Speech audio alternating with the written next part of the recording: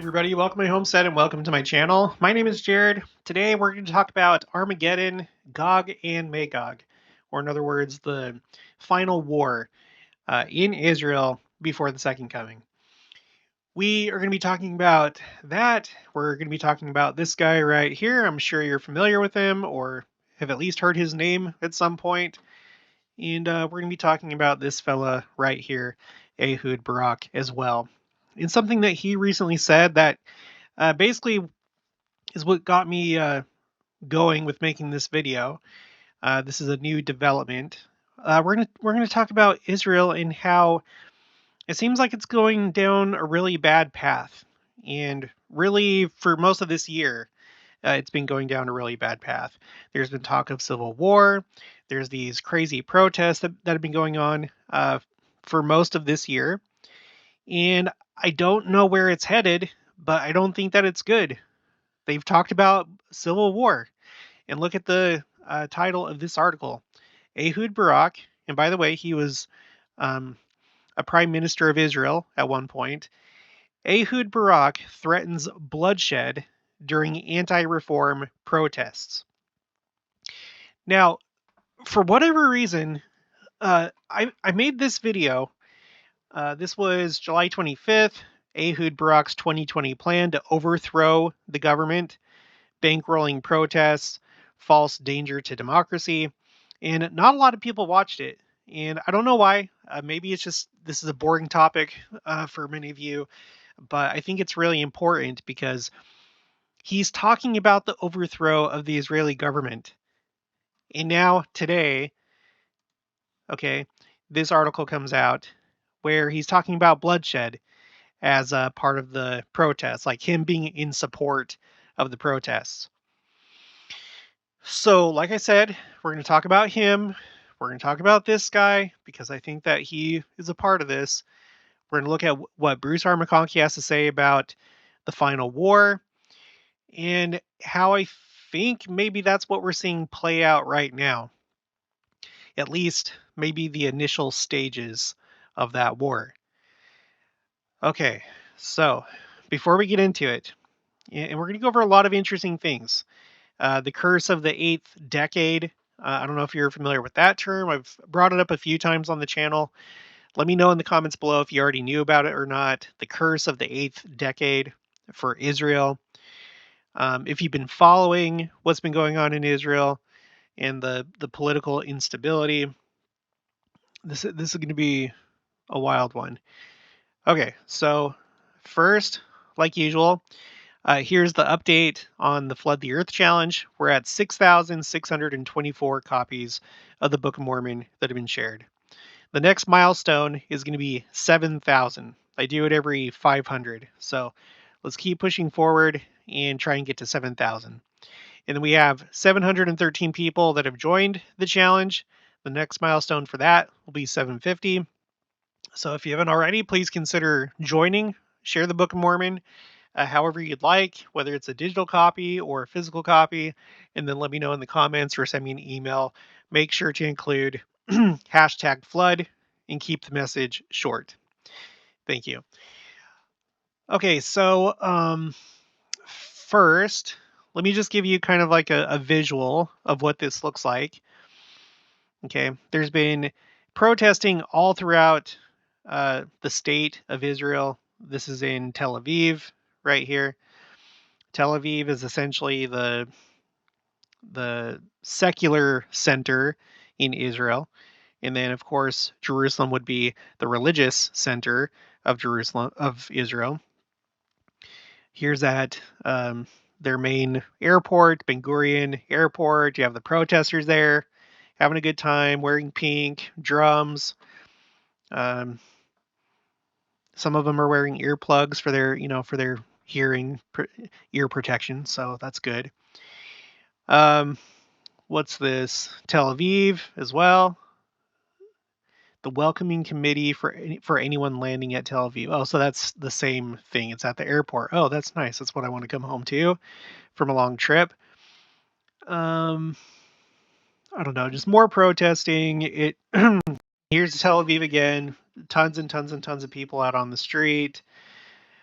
Another aerial view, Tel Aviv. And it just goes on and on and on and on. It's also happening in the United States, specifically New York City, where there's a sizable Jewish population. And many of them, of course, are secular. And so they would be in support of the seculars in the state of Israel. Um, Now, just to give you a quick recap of what this is about, Israel, since its inception, has not had a constitution. Somehow, their laws are based on the Declaration of Independence, and some things are very vague. Their government does look like a typical constitutional government like ours in the United States. There's an executive, legislative, and judicial branch, but there's no constitution that clearly defines some of the things that need to be defined. And so, recognizing a problem with the judicial branch, that it essentially has too much power, there's not very many checks or balances on it. The judicial branch nominates its own justices, unlike other countries in the world, where, for example, the United States, you have the executive branch that nominates um, a Supreme Court justice, and then it has to be confirmed by the legislative branch. In Israel, it's all just in-house in the judicial branch. Um, they pick their own judges, and then when an elected official uh, introduces a bill, and when it passes the legislative branch, the Knesset, the judicial branch can strike it down off of um, like the wording in the however it's worded in the Declaration of Independence, that if the judicial branch feels that it's unreasonable, quote unquote, and there's no definition what that means, then they can just strike down laws if they don't like it. And so that's something that the seculars love, because Israel's becoming a more religious country, and that's basically their only way to fight back. The seculars are in the minority. They're trying to impose their beliefs and their values on the rest of the country over elected officials, and so that's what this fight is about. They claim that they're trying to save democracy, when in fact they're trying to push forward the will of the minority, which is not how democracy works. So this has been going on. Okay, that's the end of the pictures and videos. It's been going on for pretty much all of this year. In fact, we are in the 37th week of these protests. They keep track of this because that's part of their goal. I'm about to show you the plan that they have to overthrow the government. And when I say they, I'm talking about people like the prior Prime Minister Ehud Barak. He's part of this. And we're going to look at how Israel's enemies are viewing it, the curse of the eighth decade. Okay, so let's get into this article that started this whole video. Ehud Barak threatens bloodshed during anti-reform protests. Here he is right here. Very fitting that there's this like blood red background behind him. Okay, former Israeli Prime Minister Ehud Barak predicts a descent into bloodshed amid ongoing protests against the Netanyahu government's judicial reform initiative. Quote, "The opponents of reform will not stop. We will block this attempt on the life of Israel as a democracy," again, ironically, trying to impose the will of the minority on the majority, but, democracy. "And we will win this battle," Barak told CBS in an interview. And then he continues, "There will be ups and downs. It might take time. Some people might lose their lives along the way." Okay, that is a shocking statement to me. Now remember, I don't have these articles pulled up, but I've already covered it before. Earlier this year, there was talk of civil war, both by the president of Israel, which is different from the prime minister. The president is like a lesser position. But Herzog, the president, he talked about civil war, and others were talking about civil war. Uh, not very many people, I think, believing that it would happen, but some people, I think, very serious. Um, and ultimately, people like Ehud Barak are pushing for that. Well, of course, they're pushing for a best case scenario, just the takeover of government, the collapse of the current government, but if needs be, revolution, civil war. So he says some people might lose their lives along the way. I told the people we will have to face toil and sweat and tears, hopefully no blood, but there might be some violence. This is like incitement. This is incitement um, of rioting, incitement of essentially a coup d'etat. It's unbelievable. We will put an end to whatever we will put an end to it, whatever the price will be. He added. Well, hey, how about this? Why don't you use the democratic process to push forward your goals? What wouldn't that be a novel concept using democracy to shape the future of the nation? No, it has to be through force. Okay, let's add a little bit more substance to his plan. So this is from Israel Today. You can find this in other articles. Barak detailed plans to bring down government 3 years ago. So that would have been 2020. A 2020 video reveals the ex-Israeli the ex-Israeli premier's master plan to take power, according to Israeli public diplomacy minister. Okay, what's this about? Israel's public diplomacy minister Galit Distel Atbaryan of the Likud party, that's the same party as Benjamin Netanyahu, who is currently the prime minister, on Friday exposed what she claimed was the plan of former Prime Minister Ehud Barak to bring down the government. In the Twitter post, the Likud lawmaker describes an interview with Barak from July 2020 on Forum 555, a group of retired pilots and navigators. And by the way, you can watch that. Where do I have it? Where do I have it? Sorry, I can't remember. Oh yeah, it's right here. You'll have to speak and understand Hebrew, unfortunately, but that's okay. There's one in English too. So this is Forum 555 where he was talking about this, but there's one in English. I'll show you that in just a minute and give you the link for it. Um, in the interview, Barak detailed his master plan for creating civil unrest in a future coalition. Remember, this is before Benjamin Netanyahu. Let's see. List of Israeli prime ministers. I can't remember exactly how it went, like who was prime minister in 2020. It may have been Bennett. Did I click on the wrong thing? No, not. Okay, not that. List of prime ministers in Israel. Okay, so it looks like it was Netanyahu in 2020. But then after that, there was a coalition of different political parties that came together to get rid of Benjamin Netanyahu, and they had this weird agreement where Naftali Bennett was going to be the prime minister for the first half of the term, and then the second half would go to Yair Lapid from a different party. But I guess it didn't work. They didn't pass a lot of bills or anything like that. It was just basically nothing happened, and then Benjamin Netanyahu got elected again.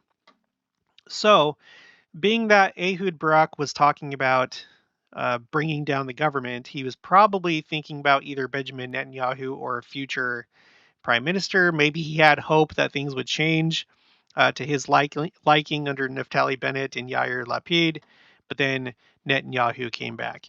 And by the way, Ehud Barak, here we go. So he was the prime minister of Israel at the turn of the millennium, from July 1999 to March 2001. And then before him was Netanyahu. Okay, so let's go back here. Atbaryan summarized the interview, which he reminded readers occurred a few years before the current right-wing and religious coalition took power. and began its push to reform the judicial branch. The plan, she said, included deliberately inflaming the civilian population, creating a false representation of a danger to democracy, okay, a false representation of a danger to democracy, and bankrolling protests, including purchasing flags. And by the way, that's what you see. I know I have one of these up here. Sorry, sometimes I don't know how these videos are going to unfold. I do my best to try and have them organized, but I know I had one picture here of like, oh, it's right here. You see these tents? These tents were all set up for the protesters that were marching from Tel Aviv. Hopefully you watched that video of mine. But a few months ago, there was this big march, march of tens of thousands of people from Tel Aviv. They were going to go from Tel Aviv all the way to Jerusalem. And when they got there, conveniently, there were tents already purchased and set up so that they could have a place to stay while they were literally camped outside the Knesset, or in other words, their version of Congress. And then you see the flags, just like what we saw in all these other videos. They all have their flags and different things. Yeah, some of those, if not the majority of them, were paid for by people that are bankrolling the protests, like Ehud Barak and his group. Okay, so let's continue. Asked during the interview about a possible reprise of the success of 1999, when he was elected prime minister, Barak said, quote, "A friend of mine, a historian, once told me, Ehud, they will call you when bodies are floating in the Yarkon River. I wish to stress, not the bodies of illegally residing Palestinians from the territories will be floating, and not Israeli Arabs. The floating bodies will be of Jews that were killed by Jews." Okay, so this historian told him, hey, look, they're going to call you back. When there's civil war, they're going to call you back. So it's like he already had this idea that he would be back because things would descend into civil war. And once you know, he's trying to help it along, which you can see in this video right here. But we'll talk about this one in just a minute. This one's in English, so you can fully understand. And he just says it out loud, just explicitly. Just explicitly. Okay, continuing. He went on to say that should Netanyahu somehow disappear from the scene and should Israel's situation worsen on various fronts, that, quote, I am more suitable and prepared than any other person in the country to take the wheel, end quote. In an address to London-based think tank Chatham House in March, Barak went into detail regarding how protests could bring down a government. And that's the one that I was just showing you right here. And this is on Chatham House's YouTube channel. Interesting that they have 66.6 thousand subscribers, right? 666. That's just a coincidence. But this is called In Conversation with Ehud Barak. If you start watching from about the 4-minute mark, that's where you hear these really audacious words coming out of his mouth, talking about bringing down an elected government. Okay, so this is what he's okay. So, he referred. Okay, in this video that you can watch yourself, he referred to the research of Professor Erica Chenoweth and political scientist Maria J. Stephan, who co-authored the 2012 book Why Civil Resistance Works: The Strategic Logic of Nonviolent Conflict. Well, I guess in theory, nonviolent conflict. Barak said the two researchers looked at hundreds of civil protests from 1900 to 2006, and, quote, they found a common denominator, end quote. Protests that succeeded included 3.5% of the population, or roughly 8% of the adult population, and, quote unquote, tenaciously and persistently kept up the protest, boycotts, and civil disobedience. Okay, so maybe that's why the media is so big on keeping count of how long the protests are going on for. As of right now, 37 weeks. 37 weeks, That's part of the research. The research says we got to keep it up, and we have to have at least 8% of the adult population. All right, continuing, this is what Ehud Barak says.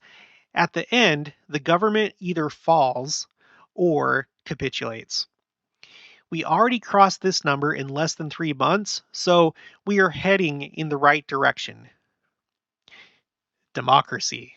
This is democracy, right? Democracy. He is a champion of democracy. In 2020, he talks to those retired pilots about the plan, and then at Chatham House, he just openly talks about it like, oh, looks like we're doing pretty good to make the government capitulate or collapse. Great, great, great. Later on, according to this, it says, well, I was taken out of context. But no, it wasn't.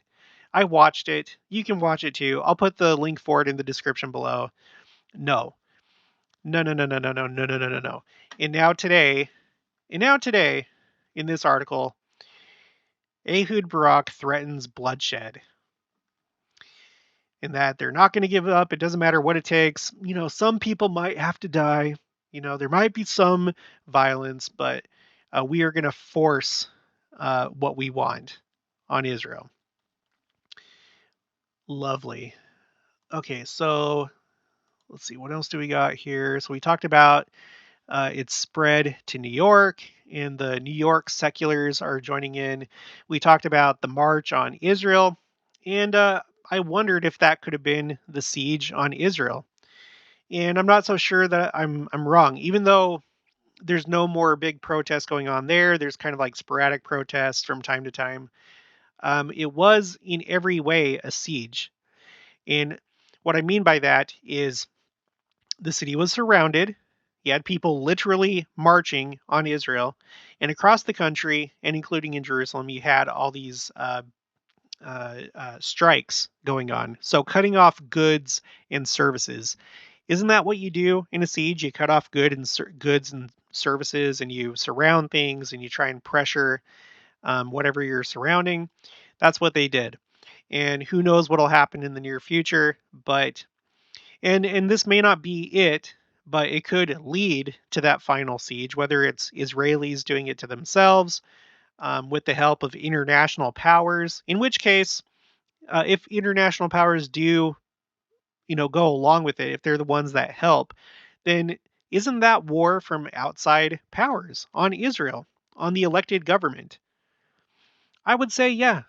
Don't worry, we're going to read and see what Bruce R. McConkie says about Gog and Magog. But anyway, you had that happening in July. This is, let's see, July 23rd. That's when the protesters were sieging Jerusalem itself.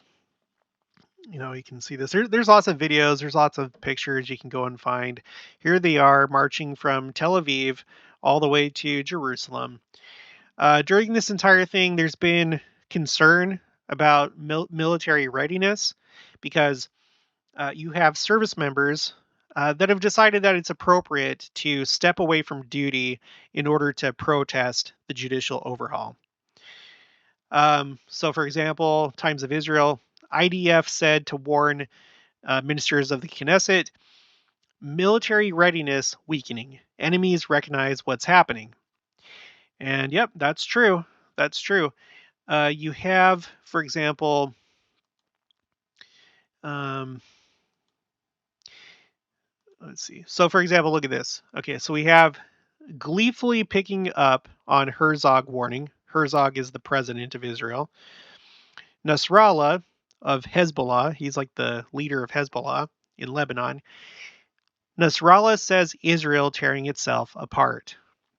Nasrallah quoted President Isaac Herzog, who warned on Sunday that Israel risked being torn apart if the government and opposition fail to engage in dialogue to reach a compromise. The Lebanese terror chief also highlighted former prime ministers who have come out against the coalition's plans, including Yair Lapid, Naftali Bennett, Ehud Olmert, and Ehud Barak.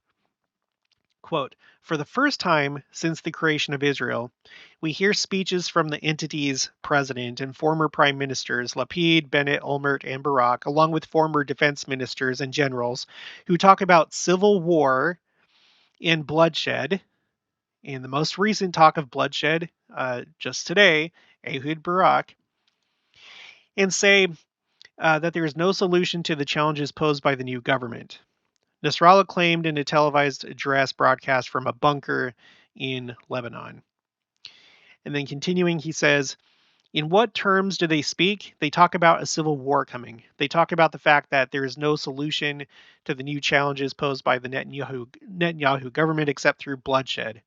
A former Air Force commander threatened to kill Netanyahu," Nasrallah said. And remember, it's interesting because during this whole thing, Netanyahu one day when he was at the beach, he suddenly collapsed and was taken to the hospital, and they said that it was because it was like a heat injury, like he suffered, sunstroke or something like that.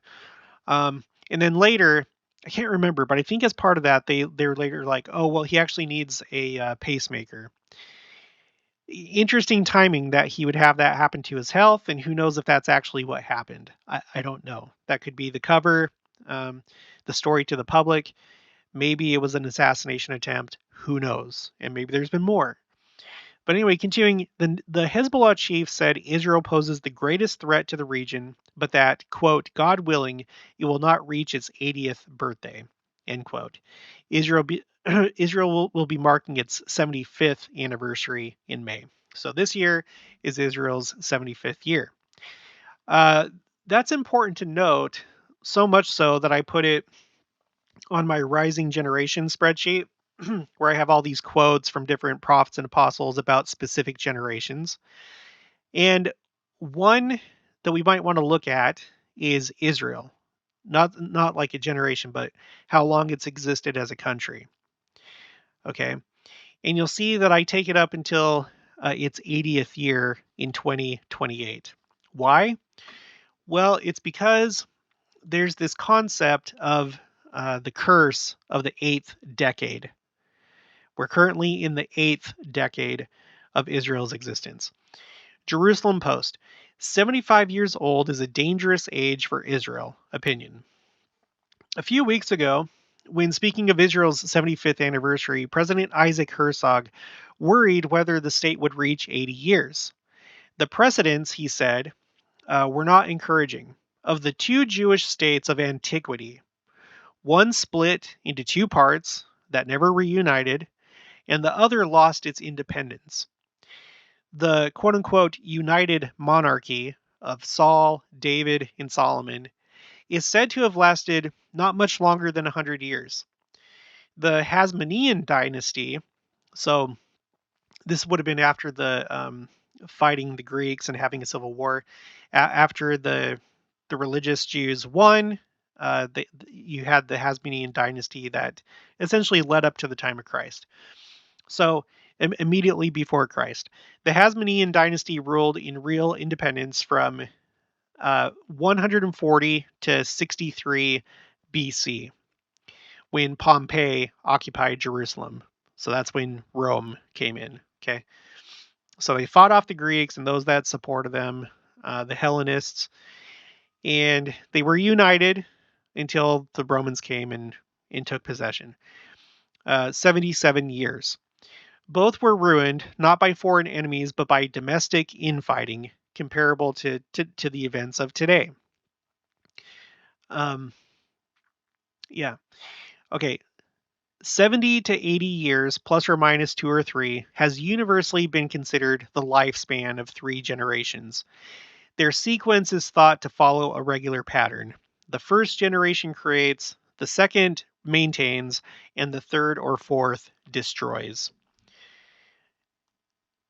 And that's kind of interesting because we read about that essentially in the scriptures. Like, for example, when Christ came to the Nephites, it was that 4th generation that fell into apostasy, right? How's it go again?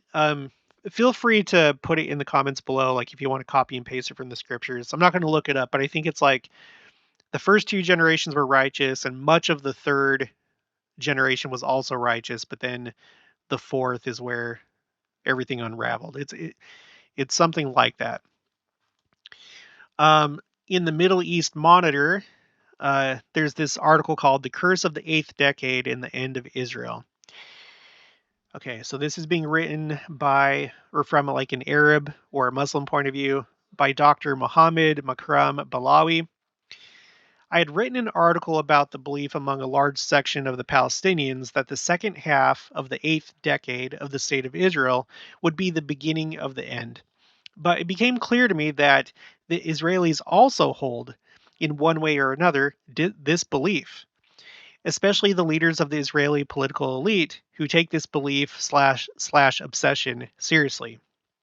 Perhaps the first one who spoke in this sense and evoked it from among the prime ministers of Israel was Benjamin Netanyahu, who claimed that his stay as the prime minister is the only guarantee for Israel's continuity after its eighth decade and exceeding a century, unlike the history of the Jews who did not have a state that lasted more than 8 decades. Then, the speech of Naftali Bennett, the current prime minister, of course, at the time that this is being written, of Israel, in his 2020 election campaign, in which he echoed the same sentiments and urged Jewish voters to stand behind the blue and white coalition that he leads in order to surmount the eighth decade safely and ensure the continuation of the state of Israel after its 80th year. Ehud Barak, the former prime minister of Israel, writes to confirm the same complex. Ehud Barak, the complex of fear for survival. It is important to keep in mind that the people mentioned are not just some rabbis who believe in religious superstitions that have no connection to reality, but rather they are the political leaders of Israel. Yeah, that's a good point. It's not just you know, people going off on mystical beliefs or esoteric teachings or anything like that. These views are held by these different prime ministers of Israel. And then in the Tehran Times, it brings this up, the eighth decade curse. I'm not going to read from this, but they're keenly aware, both Israel and its enemies are keenly aware about this idea of not making it past 80 years as a nation. Who knows if that's actually a thing, but it's coming at a very interesting time as right now in the church, a lot of things are happening that seem to point to the second coming. And it may just be that this is intentional, this time frame right here, because if Jews generally maintain or hold this belief, the curse of the eighth decade, then imagine what impact that's going to have when Christ comes and he saves Israel. And then it continues. This time, it continues past the eighth decade. I think that's something like really to consider. I really do. So, again, it's going to turn 80 in 2028. So if that's true, there really isn't much time left. But I get the feeling that many of you, along with myself, don't think that we have that much time anyway. I have a hard time even seeing beyond 2024, personally. Okay, so how does this idea stack up with what we read in Millennial Messiah by Bruce R. McConkie? I'm going to read some of this. Okay, Armageddon, Gog and Magog. Armageddon, a religious war. In the coming day, a dire, dread, damning day, woes without measure will fall upon men. Pestilence, plagues, and death will stalk the earth. The kings of the earth and of the whole world will gather to fight the battle of that great day of God Almighty. I want to stop right here. Remember, it seems that the nature of warfare has changed. I really think that it has. I'm not going to go over the whole thing right now, but look into this. Hybrid warfare. This is basically just warfare that's kind of like under the table. It's covert. It's clandestine warfare, where you use unconventional means, whether it's social media, whether it's satellites that have special capabilities that can affect the weather and things like that. There's different things where you use it, and because it's not really classified as war, so to speak, you don't need the approval or the you don't need Congress to sign off on these things because it's not really war, right? In any case, it's probably down low anyway, beyond what normal military or intelligence personnel would even do. Who knows whose hands some of these weapons are in? But you have hybrid war. You also have color revolutions, which is where you simply, and it seems like social media is kind of like a key component of this. What you do is you essentially help another nation, those that are discontent, you help them to unite and then to protest, like what you're seeing in Israel. I think that Israel is currently being targeted by those that are trying to successfully promote and complete a color revolution. Okay, so you can read about it here, and this is something that is actually this is a thing, and Russia has officially come out and said that this is what they're concerned about, and I've tied that into the Ukraine war, and I can't go into all of it here. Just look it up on my channel. Um, remember the Arab Spring.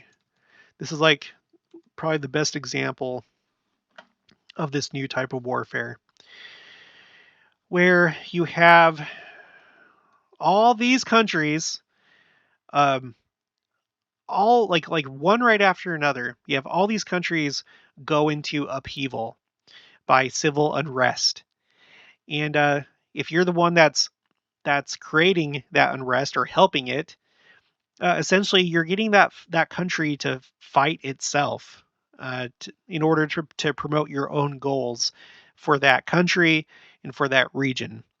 And they have a table here where it shows each country and what happened in their unrest, rebellion, protest, whatever. It tells you the outcome of what happened. So, for example, in Tunisia, the resignation of Prime Minister Ghanouchi. Um, where's Libya? Because that was kind of there it is. Libya. The government defeated by armed revolt with UN mandated military intervention. And so the overthrow of Muammar Gaddafi. That was kind of a big thing. He was one of these people kind of like Saddam Hussein. And now he's gone. And there didn't have to be any war. You just get the Libyans to do it themselves. Okay, so going back to Bruce R. McConkie, the kings of the earth and of the whole earth and the whole world will gather to fight the battle of that great day of God Almighty. So does that mean that you have to have troops from Russia, you have to have troops from China, literally boots on the ground in Israel or Iran or anywhere else?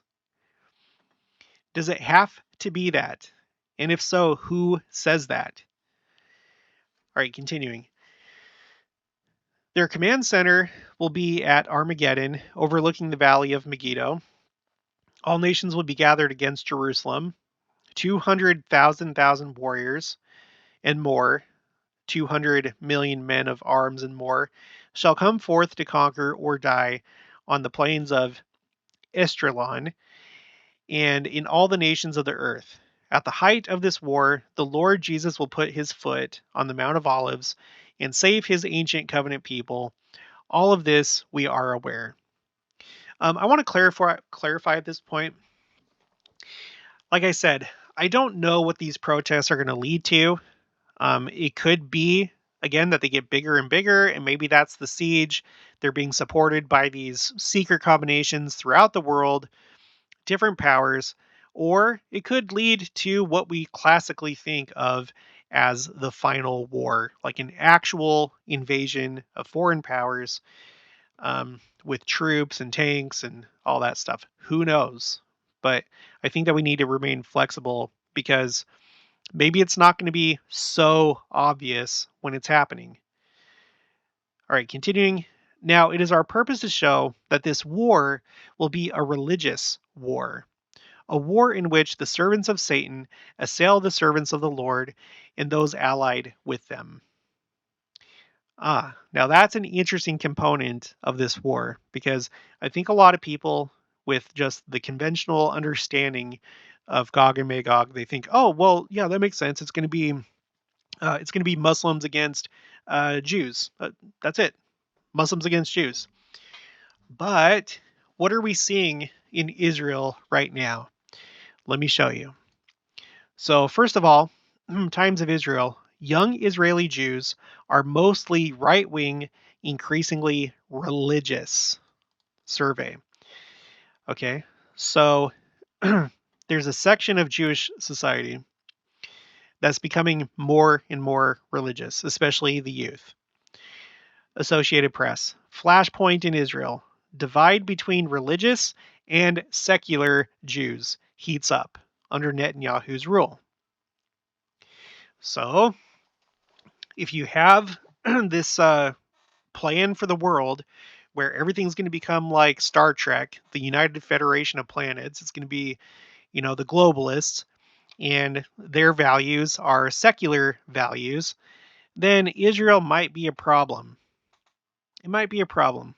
Israel is an influential nation, it's a powerful nation, and if you're trying to dissolve boundaries and you're trying to dissolve nations and their sovereignty and get everybody just to get on board and have a big global society based on socialist and communist values, then that might be a problem.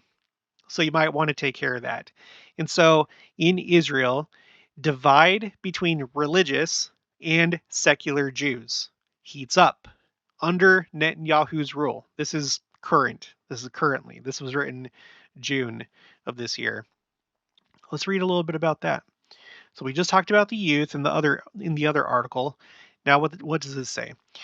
Okay, but with ultra-Orthodox parties now wielding unprecedented power in Israel's new government and playing a key role in a contentious plan to overhaul the legal system, they are aggravating concerns among secular Israelis that the character and future of their country is under threat.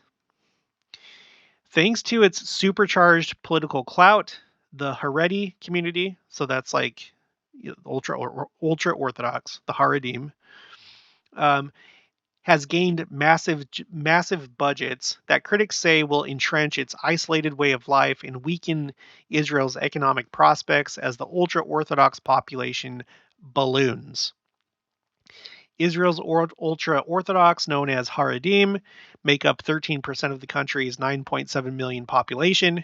The cloistered community has long been at odds with the secular majority, clashing over military conscription, their integration into the workforce, and the basic tenets that guide their lives. Haredi Jews in Israel also are growing faster than any other group, at about 4% annually. Which makes sense, right? Because don't they tend to, enjoy life, and you need to be your own person, and you need to go to concerts and Burning Man and go watch, football games. And when I say football, I mean football outside of the United States, soccer.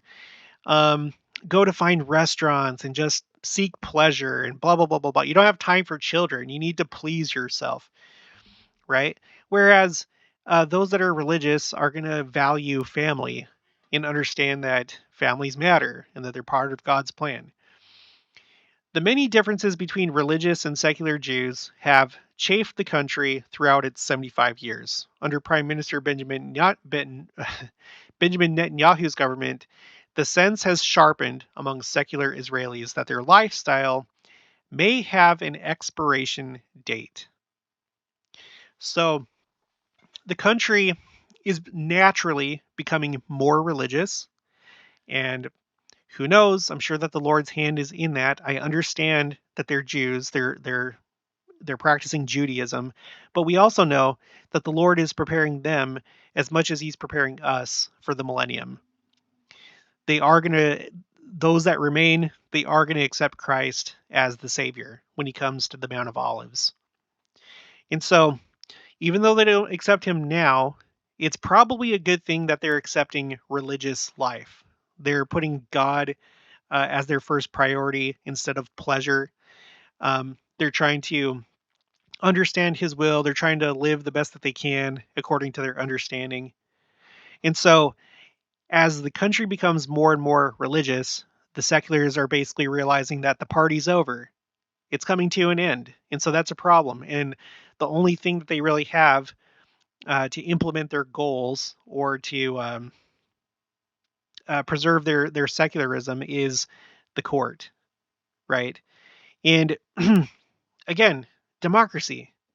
Democracy is about representing the will of the people, the majority. That's what democracy is. We are supposed to protect the rights of minorities because there are fundamental rights. But you can understand what the problem is here. Essentially, they don't like that Israel is becoming more religious. They want to somehow fight against that. Okay, so let's go back to Millennial Messiah. Now, it is our purpose to show that this war will be a religious war, a war in which the servants of Satan assail the servants of the Lord and those who and those allied with them.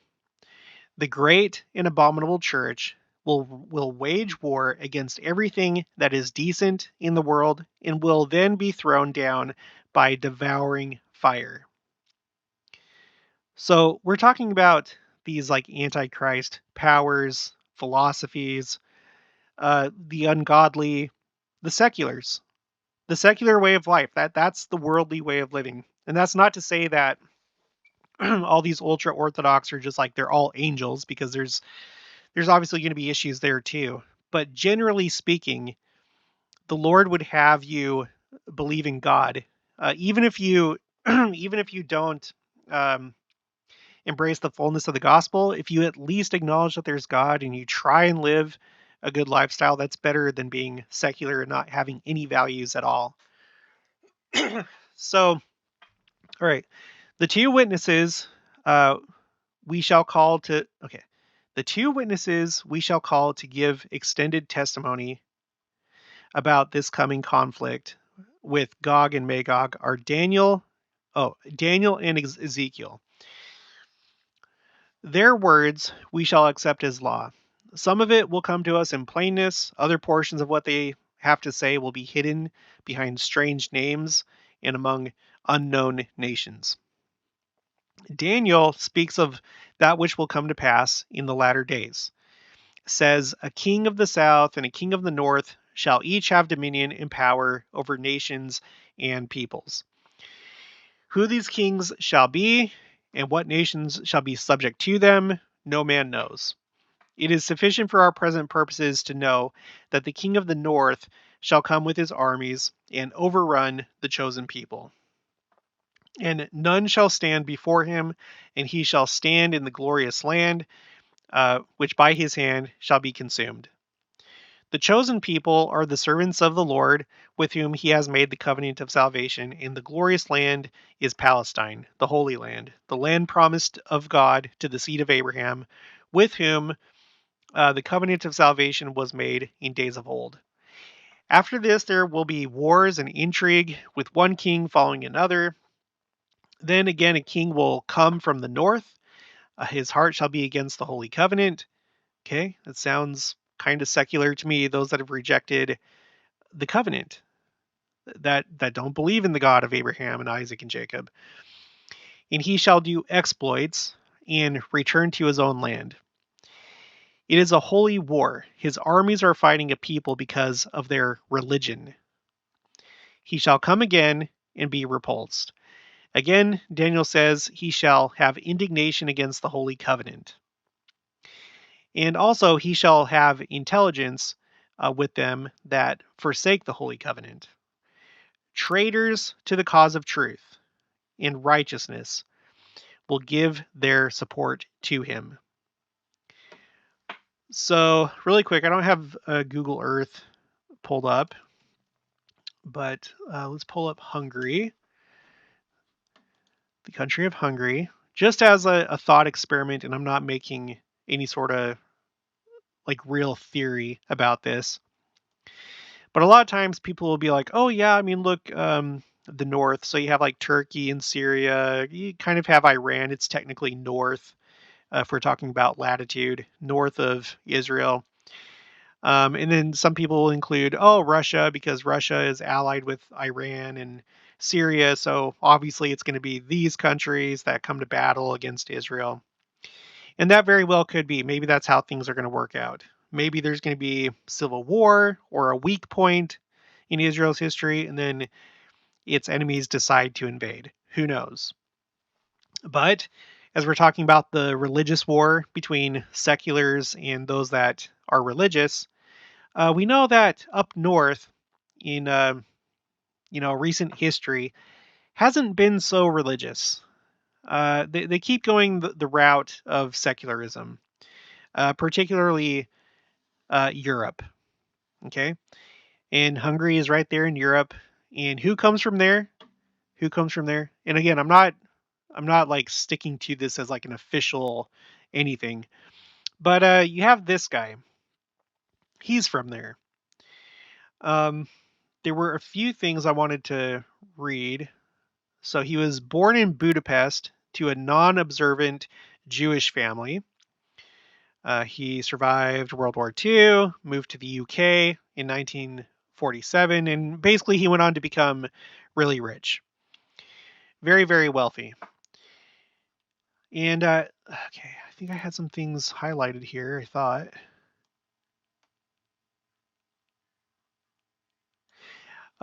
When asked what he thought about Israel in the New Yorker, he replied, I don't deny Jews the right to a national existence, but I don't want to be part of it.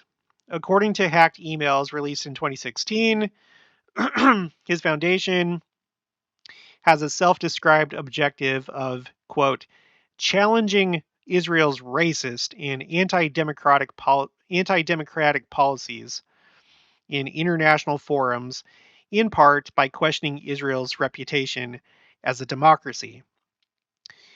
So, we just heard about that over here, where you have this guy in international forums like Chatham House questioning Israel's democracy. And according to what he himself said to that forum 555, that's the plan. His master plan for creating civil unrest in a future coalition, such as the one currently being led by Prime Minister Benjamin Netanyahu, which since the start of... Okay, where is it? Where's the plan? Let's see. Here it is. The plan, she said, included deliberately inflaming the civilian population, creating a false representation of a danger to democracy, and bankrolling protests, including purchasing flags. Something that this guy has done in the United States with the big protests that were going on in 2020. Let's see. Moving on. Was there something else? In a 1998 interview with CBS News, he said he was not religious and he did not believe in God. So he's an atheist. He's an atheist. Interestingly, and I'm sure that most of you are aware of this, in this LA Times article, the God who carries around some dangerous demons, it says, it seems that he believes he was anointed by God. Quote from him, I fancied myself as some kind of God. If truth be known, I carried some rather potent messianic fantasies with me from childhood, which I felt I had to control, otherwise they might get me in trouble. Okay, end quote. When asked by Britain's independent newspaper to elaborate on that passage, he said, it is a sort of disease when you consider yourself some kind of god, the creator of everything. But I feel comfortable about it now, since I began to live it out. End quote. Since I began to live it out. This is the Los Angeles Times. Since I began to live it out, those unfamiliar with him would probably dismiss the statement out of hand. But for those who have followed his career in socio-political endeavors, it cannot be taken quite so lightly. Um, let's go down. Now he's turned his eye on the internal affairs of the United States. Today's U.S., he writes in his latest book, The Bubble of American Supremacy, is a threat to the world. Run by a Republican Party that is the devil child of an unholy alliance between market fundamentalists and religious fundamentalists, we have become a supremacist nation. During a speech at Columbia University's commencement ceremonies, he said, if President Bush is reelected, we must ask the question, what is wrong with us? He has written that he always felt that modern society in general, and America in particular, suffer from a deficiency of values. Yikes. What values? Secular values, whatever, worldly values. He says that America suffers. This is essentially what he's saying. America suffers by not having more worldly values. And instead, they have religious values. And then at the end of the article, he says, next to my fantasies about being God, I also have very strong fantasies of being mad. In fact, my grandfather was actually paranoid. I have a lot of madness in my family. So far, I have escaped it. And I like this. He says in this book right here, I do not accept the rules imposed by others. So essentially, he's a narcissist. He's a psychopathic narcissist. If you look into narcissism, these are people that are essentially delusional. Sometimes they succeed spectacularly, like him. They acquire wealth and they're able to live out their fantasies.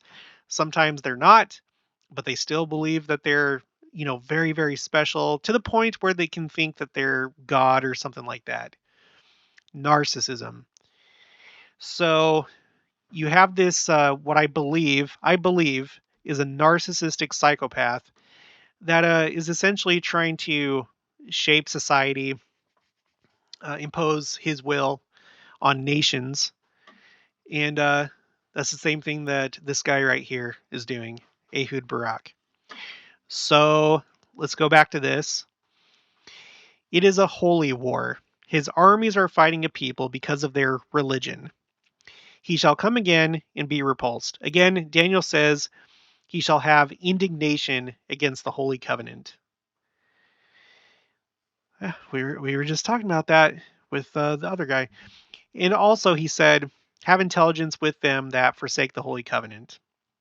Traitors to the cause of truth and righteousness will give their support to him. So who is a traitor to the cause of truth and righteousness? Who would that be? Maybe it's somebody that was part of the covenant, okay, but then they go against it. So think about these secular people in Israel. That's what I would call them.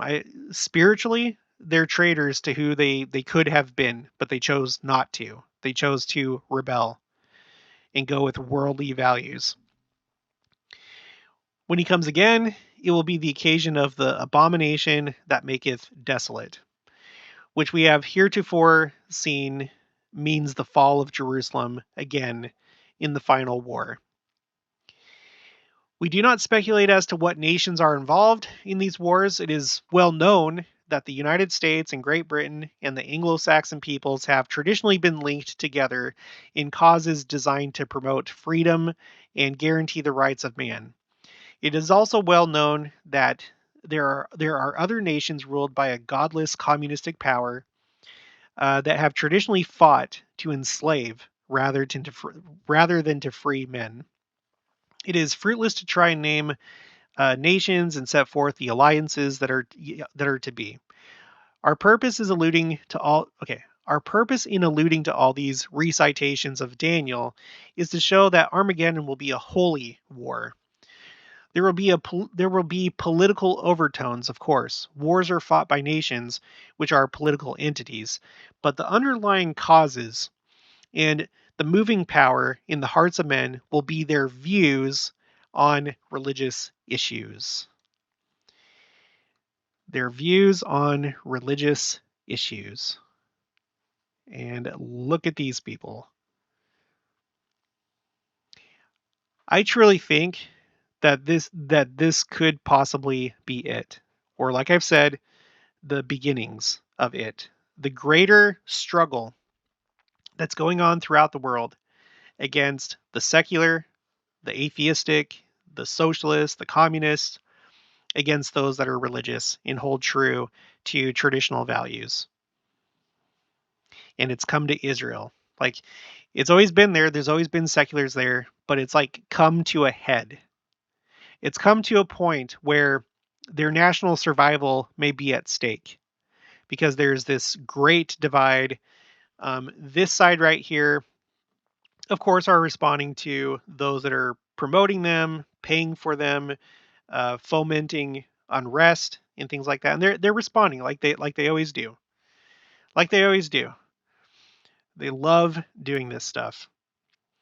So that's the way that I potentially see it. I would never go so far as to say, "Oh yeah, this is it. This is definitely it." But I feel like it's a pretty good fit. I feel like it's a very, very good fit. And so that's why I think that we have to keep our eyes on this. Again, just as a reminder, we are currently in the 37th week of this insanity, and we'll have to see how far it goes. Um, it's great to pay attention to things like meteors and earthquakes and floods and interesting things happening in the church, but this is kind of a big piece of that whole puzzle is what's happening in Israel.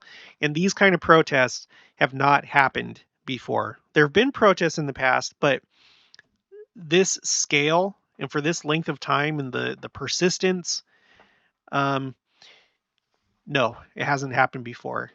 And to bring it back full circle, this is truly, I think, alarming.